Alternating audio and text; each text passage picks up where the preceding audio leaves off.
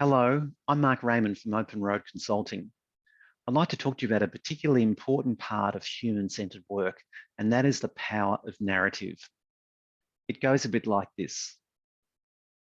Let's say there are particular results you want to be achieving in your work or in an aspect of your life.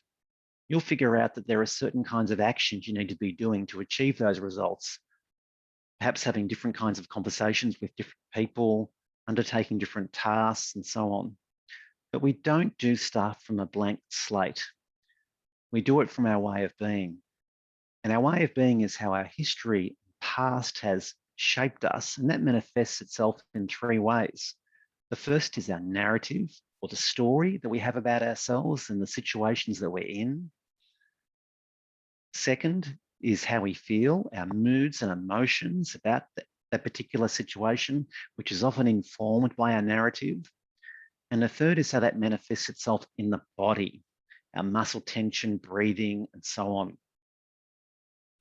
One of the key messages here is that our narrative is a really important enabler to being effective in taking action and achieving results. Let me give you an example. A few years ago, I was working with someone who was wanting to increase revenue in her business. And she hadn't done a lot of sales before, but she realized that she needed to do more of it. She needed to do things like make more requests for meetings with potential clients, look for opportunities to submit proposals, build a network, and so on. But she never really enjoyed sales before. And she didn't particularly enjoy this process and wasn't being effective in getting the results that she was needing to. In the course of a few conversations, we discovered that her narrative was along the lines of, I shouldn't have to do this. If clients thought I was good or good enough, they would call me. This just isn't me, she declared. And she really didn't want to do it. And that narrative was helping her or making her feel anxious and resigned about the whole process. And you could also see it in her body with her muscle tension, and her head was dropped, and she just wasn't looking like she was working at her best. And in the course of some conversations, she realized a few things. The first is, when it comes to narrative, it's not about whether our narrative's true, false, correct, or incorrect. It's whether our narratives are helpful or unhelpful in being effective in doing the things we need to be doing to achieve the results that are important for us. And the second thing about narrative is that we inherit our narratives from our past. Effectively, our narratives are made up stories. And often a narrative that might have been helpful in one part of our life will no longer serve us going into the future. So we can change our narrative. This is what happened with her. So she still had to increase revenue, and she realized that she still needed to make the requests for meetings and proposals and so on, but she did it from a much more productive and effective way of being.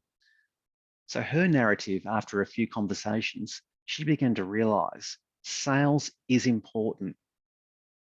And also that was accompanied by a belief that she had something useful to offer and confidence in herself to do a good job. One of the things that troubled her was that she didn't want to do it like some of her colleagues. She wanted to do it her way, and she realized that she could. So after a while, she began to feel a lot more confident and much more curious going into these conversations. And you could see this in her body, where she was much more relaxed, smiling, and had a fluidity about her. And over time, she became much more effective in having these conversations. And her results went really, really well. She knocked it out of the park after a while. It took a few wins, but over time, she became much more proficient and successful and enjoyed the sales process a whole lot more. See, the thing about narratives, just to summarize, is it's not about whether they're right or wrong. It's whether they're helpful. So one of the things that I'd like you to be thinking about is, if you want to be getting better at something, or if there's a particular situation at work that you might be struggling with or stuck in and so on, one of the areas to investigate is, what's your predominant narrative about that? And you can figure that out by just getting a pen and paper and writing out what you're saying to yourself about that particular situation. And the second question is your narrative helping you? If you want to get in touch, please contact me. My email address is below. Thanks for listening.